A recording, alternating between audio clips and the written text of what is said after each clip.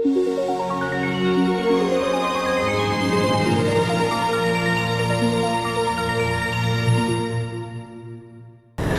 Assalamualaikum warahmatullahi wabarakatuh. Berjumpa kembali dengan kami Lem TV, Perekat Elemen Rakyat. Alhamdulillah di sini kita sudah kedatangan Ketua Umum SPLM SPSI dan juga selaku Sekjen KSPSI Muhammad Jumhur Hidayat, KSPSI MJH, pimpinan MJH yaitu Pak Arif Minardi. Selamat sore Pak Arif. Selamat sore. Assalamualaikum warahmatullahi wabarakatuh. Waalaikumsalam. Bung Andi. Wah, gimana kabarnya Pak Arif nih? Alhamdulillah. Sehat. Sehat. Oh, kayaknya. Cuman Indonesia nggak sehat. Indonesia lagi nggak sehat. Wah, Indonesia selama 9 tahun kesini memang nggak sehat terus Pak Arif. Nah, nggak gini nih Pak Arif. Kayaknya lama tak jumpa nih dengan Pak Arif nih. Ini kesibukannya apa nih? Ngurusin apa nih? Ya, gini. Kan kemarin KSPS ini konsentrasi kepada Omnibus Law. Mungkin nggak hanya KSPS, semua lah. Ya. KSPS dan dan federasi anggota juga kan kita membentuk aliansi dengan aliansi aksi sudah buruh. Ya, kita melakukan beberapa kali aksi lah. Mungkin sudah aksi-aksi kita sudah terlihat. Ya, memang ada perubahan besar lah pasca Pak Jumhur jadi ketua umum. Ya. Nah, kita memang fokus di itu, di itu. Dan sebetulnya fokus di konfederasi sama saja, toh sama-sama Omnibus Law semua nolak kan. Ya kan? Jadi fokusnya fokus pergerakan nih ceritanya nih. Iyalah. Kalau begini, organisasi buruh itu kan identik dengan gerakan, ya kan? Nah, itu. Apalagi di masa sekarang di mana eksekutif, legislatif, yudikatif hancur, ya kan? Membuat apa ya? Menurut saya ya hampir memanipulasi. Coba aja contoh Omnibus Law, bagaimana undang-undang itu diundangkan. Nah, bukan Pak Arif. Perkaranya gini Pak Arif. SPSI ini kan terkenalnya Serikat Kuning nih. Ya. Kenapa kok bikin pergerakan terus? Maksudnya apa nih? Nyari muka atau memang buat kepentingan anggota? Soalnya isunya katanya pengen mencari jabatan kan gitu. Ini gimana nih Pak Arif? Karena Omnibus Law udah jelas-jelas nih. MK sudah memutuskan bahwa Omnibus Law ini berlaku. Per Undang-Undang Nomor 6 pengganti Perpu Nomor 2 ini dianggap sudah berlaku lah, konstitusi lah. Nah, ini kan otomatis perlawanannya sudah tidak memungkinkan nih. Kan gitu, sudah tidak ada perlawanan lain dalam hal pengadilan gitu kan, dalam hal hukum kan gitu kan. Atau ada sisi perlawanan lain nih. Jadi gini, pandangannya gimana nih? Pertama, tentang SPS. Ya, memang dulu terkenal kuning, ya, Serikat Kuning lah. Kuning itu tanda kutip ya membebek lah ya pada kekuasaan. Ya mungkin itu dulu. Kan kita yang namanya manusia bisa berubah. Ya, ada pergantian pengurusan, pergantian rezim berapapun termasuk pemerintah itu akan membuat perubahan-perubahan besar. Ya, kecuali memang tidak ada niat perubahan. Nah, SPS ini sudah alhamdulillah kita sudah merubah mindset bahwa organisasi buruh itu identik dengan gerakan buruh. Yang namanya gerakan biasanya gini aja, saya kasih contoh di Eropa. Di Eropa itu negara udah mapan, upah tinggi, nggak buruhnya sejahtera, tapi gerakan tetap ada. Coba Anda bayangkan, Bung Andi, di Perancis itu sampai keras gitu kan. Ya, di Jerman belum ini kan. Coba lihat di Perancis tuh sampai berhari-hari. Padahal apakah mereka kecil gajinya? Enggak. Gitu loh. Nah, bahkan itu hanya gara-gara pensiun umurnya diperpanjang. Itu gerakannya sampai seperti itu besarnya gitu. Itu gerakan buruh itu. Buruh Eropa berarti nggak mau jadi pekerja terus gitu, kasarnya kan gitu. Ya, dia ingin menikmati. Di Indonesia sebaliknya. Di Indonesia malah pengennya panjang kerja terus gitu. Tapi intinya gini, intinya itu yang saya ingin gambarkan bahwa buruh itu memang identik dengan gerakan. gitu ya. Yang sudah makmur sejahtera tinggi pun masih ada gerakan, bahkan lebih gila dari kita. Nah, kita ini udah eksekutifnya udah parah. Ya. Bagaimana undang-undang diundangkan, kita tahu sejarahnya. Ya. Kemudian legislatif DPR, ya sama juga. Sama aja. Lebih parah lagi. Terakhir yudikatifnya nih. Ya, parah ya kan, kita tahu lah. Bayangkan hakim, kasih contoh sedikit lah, Hakim Aswanto yang apa namanya? Yang dulunya membela. Kan kita menang tuh 5 lawan 4. Iya. Ya kan? Lah dipecat 1, ya 4 lawan 5. Jauh sebelum keputusan kita udah tahu hasilnya. Itu dibuktikan lagi ketika MK memutuskan tentang pencalonan cawapres kan. Nah. Presiden calon presiden, calon wakil presiden, ya kan? Gitu. Kan terlihat lah. Ya. Sampai salah satu hakim konstitusinya pun saking kesalnya dia buka kan gitu. Iya. Nah, ini itu nampak dari kekesalan, udah parah itu. Bayangin, hakim aja kesal, apalagi kita. Nah, ini kan kondisinya sudah seperti ini, Pak Arif. Kondisinya dari eksekutif, legislatif maupun yudikatifnya ternyata tidak pro terhadap rakyat, terutama terhadap buruh. Dan SPSI yang katanya Pak Arif tadi menyampaikan bahwa serikat pekerja itu identik dengan pergerakan. SPSI yang dianggap tadi serikat kuning sekarang melakukan pergerakan. Nah, pergerakan ini kan ternyata nih Pak Arif nih, sudah beberapa kali pergerakan, beberapa kali unjuk rasa gitu kan. Ini ternyata eksekutif, legislatif, yudikatif terakhir pun tidak mau mendengar nih pergerakannya SPSI. Ini sebab musababnya apa nih Pak Arif nih? Nah, itu sederhana. Sebab musababnya karena anggota kita, kalau SPSI dan ASB itu kan kurang lebih ada 1 juta 2 juta masa itu. Ya. Kalau turun semua, urusan selesai. Apalagi kalau seluruh buruh yang 50 juta itu. Nah, masalahnya kan Anggota aja lah yang 1 juta itu turun aja, ya, gitu. Yang ya itu 5 juta hanya separuhnya, turun aja 1 juta di Jakarta. Insya Allah akan hasilnya akan terlihat. cuma masalahnya gini Pak Arif. Karena kenapa selama ini kan kita ya memang waktu 10 Agustus kita besar. Tapi itu baru 200 ribuan. Ya. Belum full. Baru ya sekitar 10-20%. Ya. Nah, kalau 100% beda itu. Nah, perkaranya gini Pak Arif. Selama ini buruh itu unjuk rasa dia mengorbankan waktunya, kan gitu.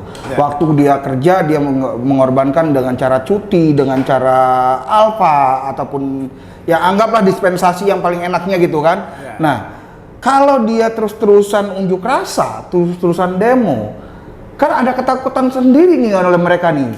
Takut dipecat lah pasti kan gitu kan. Ini gimana menurut Pak Arif nih pandangan ini dengan buruh-buruh yang masih takut dipecat nih? Kan Ini gitu. catatannya ya. Bahasa kan tadi terus-terusan. Iya terus-terusan karena sedikit terus. Tapi kalau sekali saja gede, itu beda hasilnya. Ya akan terlihat hasilnya. Kalau sekali gede 1 juta misalnya, ya 1 juta udah, itu akan terlihat. Nggak perlu terus-terusan sekali. Itu satu. Yang kedua, kita melakukan besar-besaran seperti itu untuk apa? Pertama, ada ketidakjujuran di negara ini. Semua dengan kepentingan. Ya, eksekutif, legislatif, yudikatif kan terlihatlah yudikatif. Nah, dengan cara apa kita menghukum ketidakjujuran mereka? Ya, dengan cara turun massa besar-besaran. Karena semua sudah tidak berfungsi. Legislatif tidak berfungsi, yudikatif tidak berfungsi. Ada fungsinya, hanya melegitimasi. Ngecap. Stempel doang gitu kan.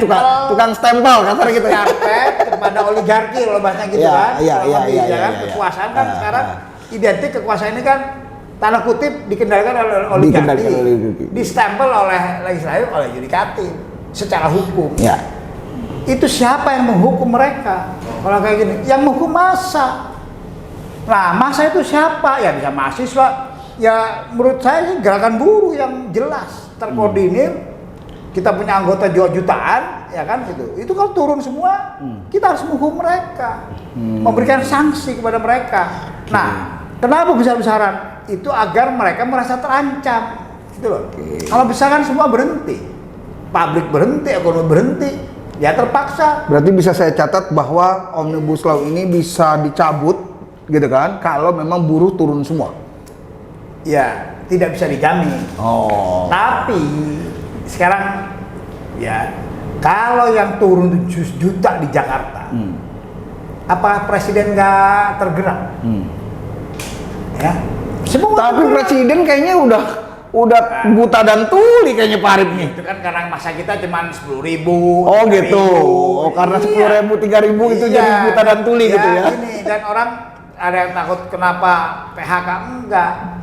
Undang-undang kita demonstrasi itu konstitusional. Kenapa filosofi diperbolehkannya demonstrasi itu adalah ketika seluruh saluran yang 3 lembaga tadi itu macet. Salurannya macet, kerannya nggak ada kan gitu. Ya inilah namanya filosofi tentang unjuk rasa atau demonstrasi diperbolehkan. Mohon pendapat ya dengan kekuatan besar gitu loh. Nah, kalau pendapatnya seorang ya nggak digubris.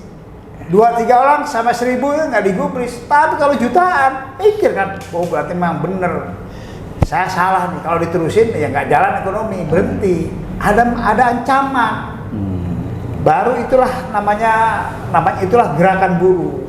Saya sedang nulis sesuatu. Oh, nah nih Pak Arif, ini masih keterkaitannya dengan Omnibus Law Pak Arif. Setelah pasca Omnibus Law diputuskan MK, ada isu nih, ada isu pemerintah akan merevisi yang namanya PP 36 tentang pengupahan. Ini bulan-bulan ini nih sudah mendekati pengupahan nih Pak Arif nih.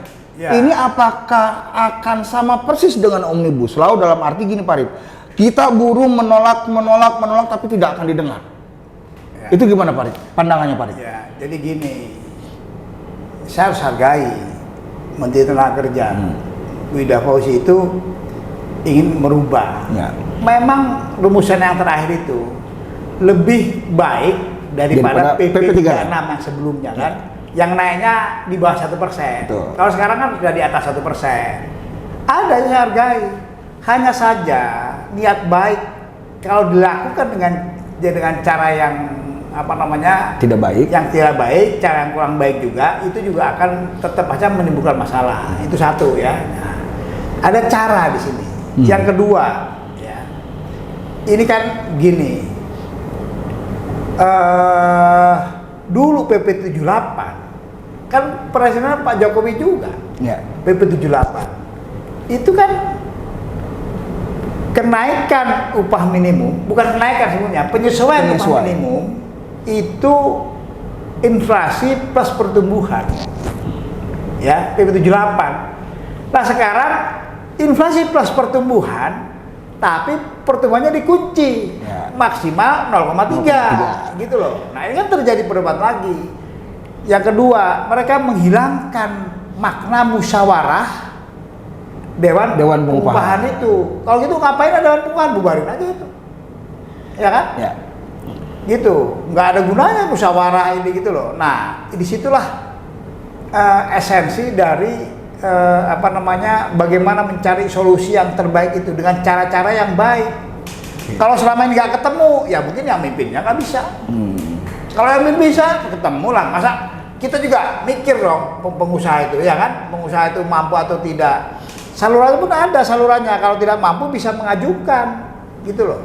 Ini mah belum sudah mengurangi gitu dari undang sebelumnya. Dan ada, kalau nggak satu ada di satu undang-undang ya tentang upah, itu bahasanya begini, sesuatu yang kalau ada peraturan baru tidak boleh lebih kecil daripada peraturan sebelumnya. Ini mah jelas jauh lebih kecil.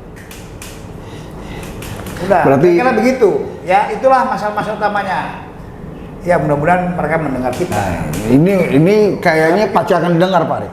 Ini pasti akan didengar oleh mereka Pak Arif. Cuma tinggal tadi Pak Arif, buta tulinya itu nih yang jadi perkara kan gitu. Ya. Nah ini Pak Arif nih, ini tetap kita keterkaitannya dengan Omnibus Law.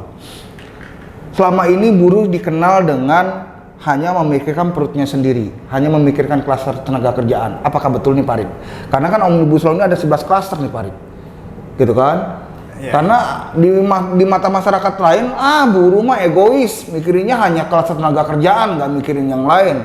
Contoh nih Pak Arif, kayak pertanahan. Terakhir kan banyak nih kejadian nih gitu kan, rempang gitu kan. Tadi malam rame ribut Di Dago. Nah ini makanya Dago tuh terakhir kan gitu kan. Nah ini menurut Pak Arif gimana nih? Ini apakah memang serikat pekerja hanya memikirkan itu saja atau semuanya dipikirkan gitu Pak Arif? Jadi gini, ya kita juga paham tentang masalah bangsa. Jangan dianggap kalau buruh itu cupet hanya itu, tidak. Ya, kita menolak omnibus secara keseluruhan. Tetapi komunitas yang lain itu apatis. Kan kita kesulitan. Ya. Maka jalan tengahnya ya udahlah, yang bisa kita perjuangan dulu gitu loh, ya kan? Misalnya ya udah klaster kerjanya beresin. Kenapa? Karena klaster kerjaan ini menyangkut 70% rakyat Indonesia. Dan dengan klaster ketenagakerjaan dicabut, itu akan bisa menaikkan daya beli.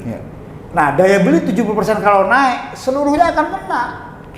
Akan terdampak oleh naiknya daya beli buruh gitu loh. Petani jadi berasnya juga akan naik, ya kan? Semualah. Itu dampaknya. Jadi kalau bahasa trickle down effect, itu jelas ke seluruh itu, karena itu 70%. Makanya kita ya udah klaster dulu, kita kerjaan dulu lah, kita perjuangkan gitu. Yang kedua ya memang kondisi masyarakat kadang-kadang masih buruh juga kan beragam dalam pendidikan kan. Ya kan, kita tahu 60% angkatan kerja kita itu di bawah SMP. Jadi kita juga harus ya berpintar-pintar lah memainkan ritme itu. Iya, berarti kan intinya bahwa serikat pekerja ini tidak hanya memikirkan perutnya sendiri kan gitu kan. Kalau orang berjuang itu kita berjuang untuk semua. Bahwa kalau kita belum bisa untuk semua, bahwa kita ya kan, si pemerintah atau kekuasaan kan nanya dulu, lu pekerja ngapain sih gitu ya kan, itu ya sudah, sementara ini kita yang ada aja dulu, dan itu pun sudah 70% rakyat Indonesia selesai urusannya kalau tenaga kerja beres kan. Itu. Nah Pak Arif, tadi di awal kita membicarakan bahwa eksekutif, legislatif, dan yudikatif yang sudah tidak pro kepada kita gitu ya, terhadap buruh ataupun rakyat kecil. Nah ini saya pengen menyinggung sebenarnya sih, tapi ya mudah-mudahan Pak Arif berani terbuka nih gitu kan, ingin menyinggung bahwa dengan kondisi eksekutif, yudikatif, dan legislatif yang seperti ini, buruh ini akankah menempuh itu? Dalam hal gini, dalam arti gini Pak Arif, ini kan udah suasana pilpres atau apa gitu kan, ini buruh mengambil peran nggak sih Pak Arif di sini sebenarnya? Ya jadi atau ngekor aja nih kan gitu. Perjuangan itu kan banyak strategi, taktik, ya kan. Kalau bahasa kalau pakai bahasa sang sekretanya pakai SWOT analisis, ya kan. SWOT-nya, kekuatan kita di mana, kelemahan kita di mana, ya kan. Ancamannya di mana, gitu ya kan. Terus ada peluangnya di mana. Kita lihat dengan kekuatan sekarang, oke, kita berarti karena masa buruh kita masih belum bisa full 100%, ya kan, ya kita pakai strategi yang lain. Kebetulan ada pemilu. Nah di pemilu ini kita kita harus melihat, kita evaluasi nih calon-calon ini, mana yang kira-kira nantinya bisa membuat kebijakan ya di mana buruh itu bisa bisa sejahtera, kira-kira gitu kan, intinya itu. Apa tuh kebijakan? Ya mari kita bicara, kan gitu. Dan kita udah evaluasi dari capres-capres itu, gitu. Nah itu kita berpolitik praktis, kan orang sering salah paham. Wah kita berpolitik nyari jabatan, ya itu mah sudah, stigma itu sudah ada di masyarakat. Ya udah biarin aja. Apakah ada stigma itu kita terus takut? Ya kan? Urusan kita nyari kekuasaan, ingin nyari fasilitas, itu hanya yang tahu hanya Allah dan pribadi kita. Ya kan? Gitu.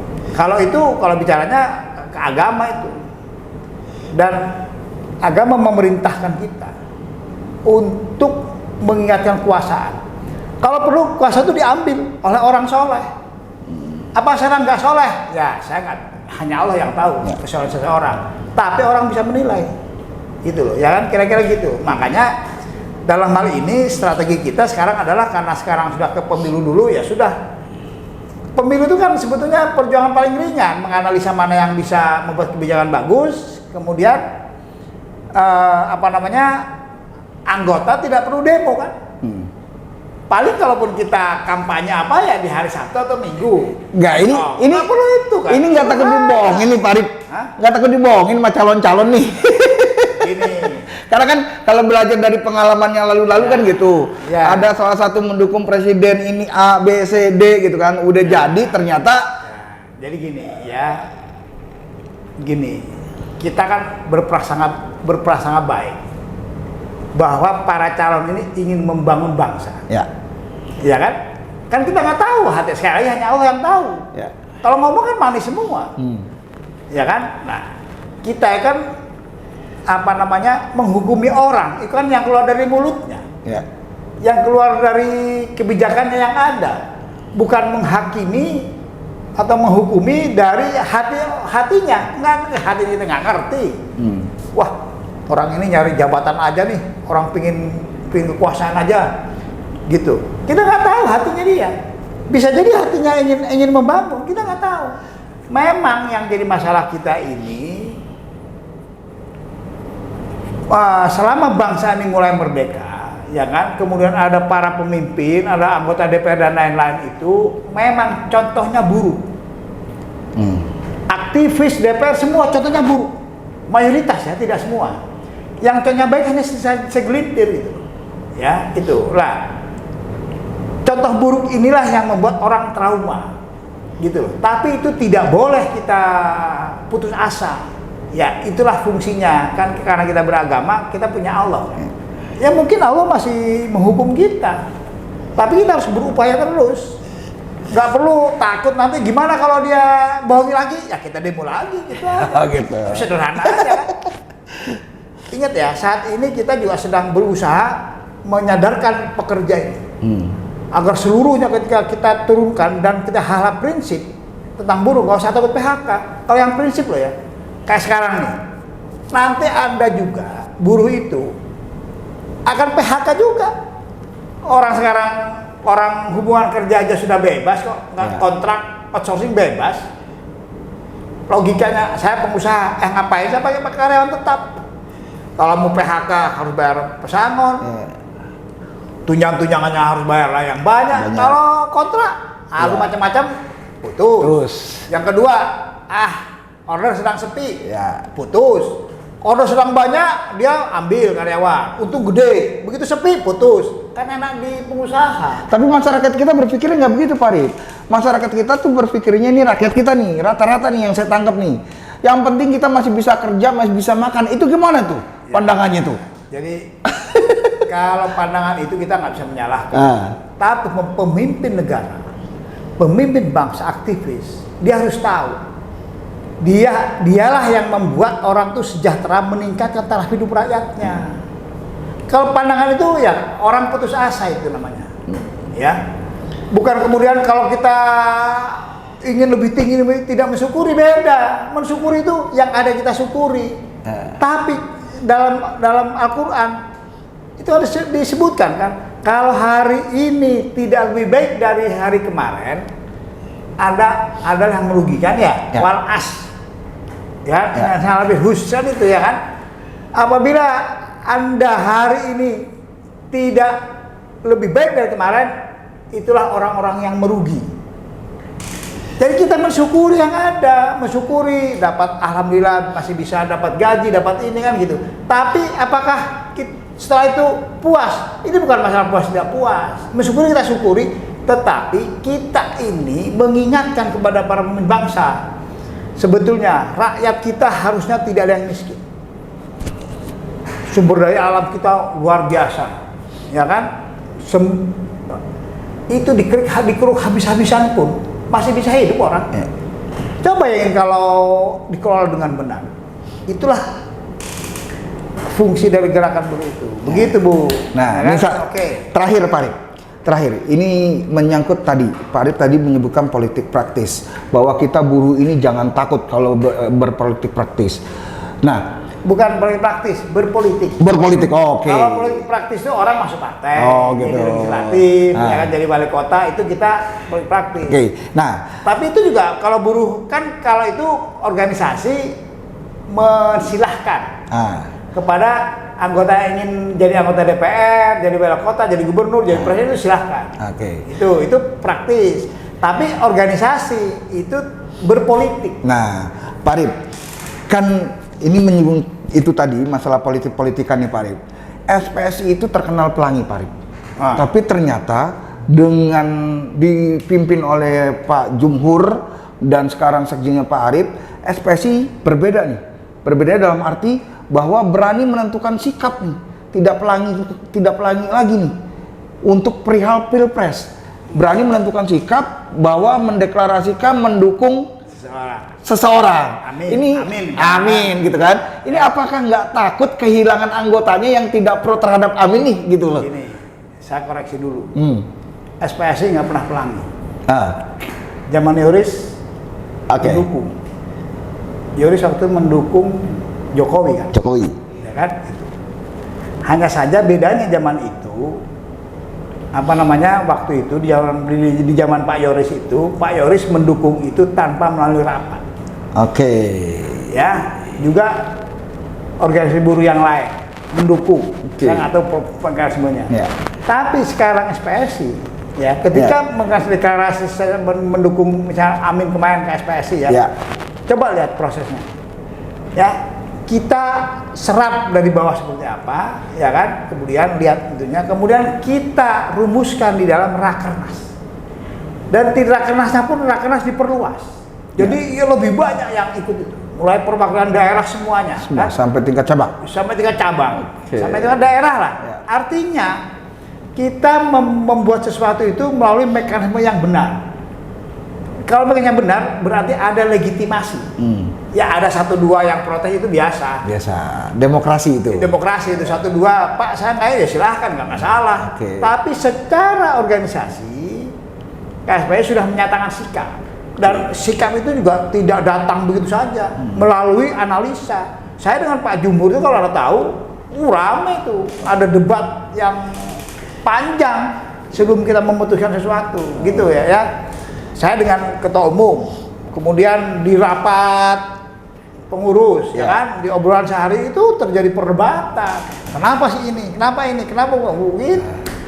Bahkan mau ke politik pun juga debat dulu. Wah, kalau politik anggota rame nih, kira-kira gitu. Jadi proses itulah di kita sudah kita buka.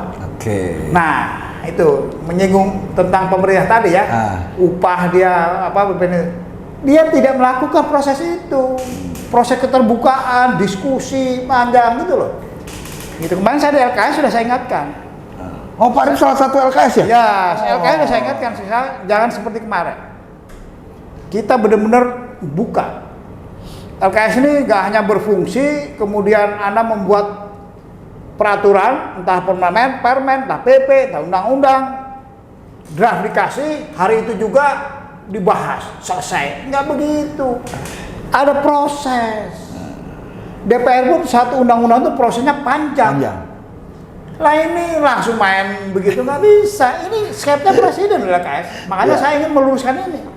Ini LKS ini skep dari presiden, SK dari presiden, yang bahasanya di situ adalah memberikan masukan kepada presiden. Masukan apa itu? Masukan kebijakan tentang perburuhan. Di situ ada pengusaha, ada buruh, ada pemerintah. Disitulah kita pertarungannya habis-habisan karena sudah teknis. Kalau DPR kan anggota DPR belum tentu ngerti juga. Hanya membuat ini besarnya aja. Besarannya. Tapi kalau di LKS ini sangat teknis sudah. Orangnya langsung menghadapi buruh, langsung dengan pengusaha, head to head langsung dengan kementerian, sehingga ketika kebijakan oke, kita sampaikan kepada presiden. Itu yang kemarin saya ingatkan. Memang saya masuk situ, niat saya sebenarnya saya malas masuk gini ya kan.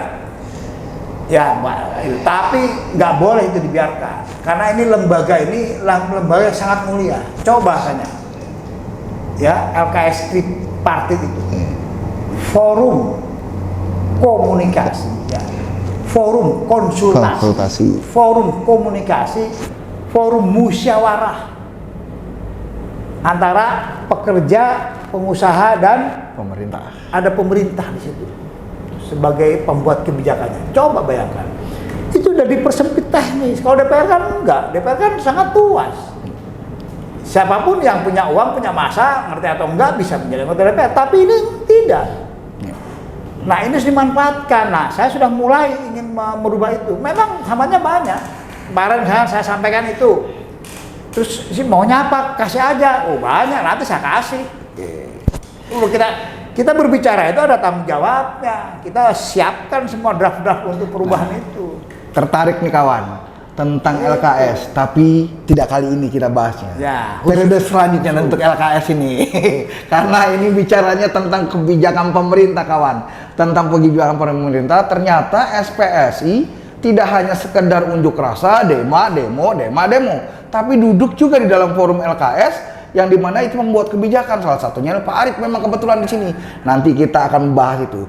Cuma di sini saya minta statement terakhir dari Pak Arief gitu ya, terkait pertama tentang tadi Omnibus Law, sikap SPSI seperti apa, kedua tentang upah, ketiga tentang Pilpres. Kenapa saya sebut Pilpres? Ya. Karena tadi saya sampaikan bahwa SPSI tadi kan saya tanyakan dulu orang taunya SPSI itu pelangi gitu kan, kok sekarang ngambil sikap gitu kan. Bukan ini pelangi ya, ya. Cuma dua hanya ketuanya aja. Oh gitu.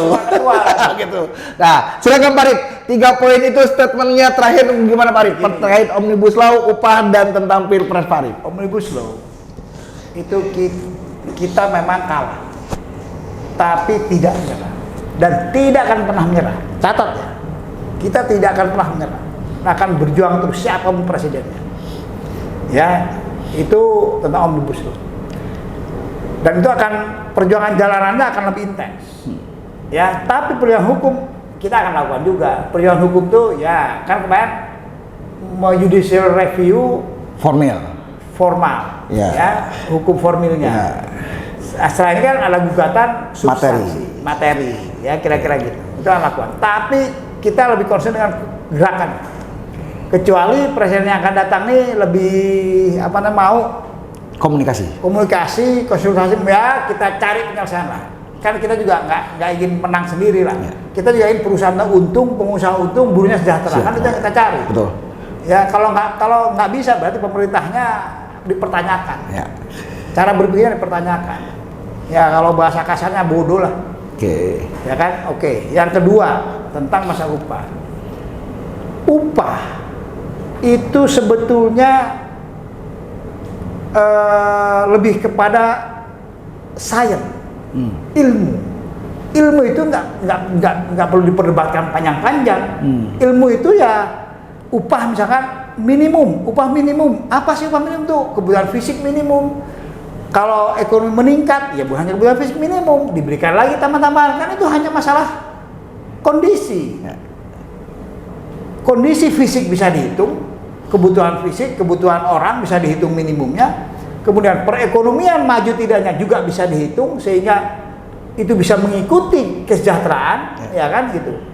Kemudian ya intinya dari situlah kita membangun upah minimum melalui keterbukaan, kejujuran dan keilmuan. Sederhana sebetulnya kalau orang mau itu tuh. Terus yang tadi masalah pemilu, Pilpres ini adalah bagian daripada strategi antara. Karena mau tidak mau kita harus mengikuti Pilpres ini, ya kan? Kita mengikuti. Nah, kalau kita diam saja tidak mengevaluasi, tidak menganalisa calon-calon itu, kita juga akan rugi. Kalau kita salah milih, pilihan kita kalah, ya itu nggak masalah. Nama juga pilihan kan gitu, ya kan? Apakah kita kemudian lihat aja, siapa tahu yang kalaupun calon kita yang kalah, tapi kayaknya calon kita insya Allah menang lah. Kecuali kecurangan. Ya lihat aja animo masyarakat, ya kan? Sudah kelihatan lah gitu ya. Nah, insya Allah bisa berubah. Oke. Apakah yang lain tidak berubah? Bisa juga berubah. Kalau tidak berubah, ya sekali lagi, Oke. buruh akan terus bergerak. Dan catat, suatu saat 1 juta, 2 juta itu akan tercapai. Kalau sekarang belum, ya Anda jangan senang. Ya, jangan senang. Ya, itu mungkin masih buruh saat ini belum merasakan pahitnya. Oke. Pahitnya di PHK, pahitnya jadi kontrak, pahitnya outsourcing, pahitnya pemagangan. Pemagangan ada sekarang. Kira-kira itulah Pilpres. Oke. Terima kasih Pak Arif. Cuma satu poin terakhir. Kalau Pilpres ini dukungan dari KSPSI bisa menang. Amin. Kan gitu. Ya. Menang gitu kan. Apakah sikap SPSI nanti akan tetap menjadi oposisi atau ikut di dalam pemerintahan? Dalam arti gini Pak Arif, kan biasanya suka ada kebijakan pemerintah yang nggak mendukung lah gitu kan kepada rakyatnya gitu kan. Apakah akan berdiri tetap membackup yang selama ini kan kita tahu bahwa itu selalu di backup gitu kan sama teman-teman koalisinya. Nah, ini apakah SPSI akan bersikap seperti itu atau tetap mengeluarkan taringnya juga sebagai oposisi? Ya, jadi gini ya, bagi kita itu tidak ada istilah oposisi sebetulnya. Oke. Kalau kebijakan itu bagus, kita dukung. Kalau jelek, kita menentang. Sederhana aja sebetulnya. Ya, kalau ini menang, ya, saya harap kebijakan kita buat bersama-sama. Oke. Kuncinya adalah adil. Oke. Selama tidak ada ketidakadilan, itu pasti akan ribut. Itu pasti. Kalau masih belum penuh, ya karena masih takut-takut orang. Ya. Tapi catat ya, pemimpinnya sekarang sudah kita berani menanggung resiko apapun. Pemimpinnya sekarang yang masalah anggota kan. Oke. Siap. Tapi perjuangan adalah pengorbanan. Kira-kira gitu. Kalau dulu saya ingat nonton film zaman lama lah. Ya kan itu ada aktivis mahasiswa namanya Anton Norin Pandey. Oke. Ketika dia kalah ini semua dia bilang, Anton adalah masa muda adalah hidup adalah perjuangan. Ya. Jadi kita hidup adalah perjuangan.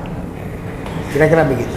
Oke, terima kasih Pak Arif. Demikian kawan buruh maupun rakyat Indonesia yang menonton dan ya tidak lupa pemerintah yang menonton. Tadi sudah ada pesan-pesan dari Pak Arif buat pemerintah yang sekarang maupun yang akan datang gitu kan. Jadi ternyata dukungan tidak hanya sekedar mendukung, tapi SPSI ya dalam hal ini yang disampaikan oleh Pak Arif siap membuat kebijakan bersama dengan pemerintah untuk kepentingan rakyat. Kalau memang kebijakannya bertentangan, siap menentang kebijakan tersebut, turun ke jalan lagi. Itu janji daripada SPSI.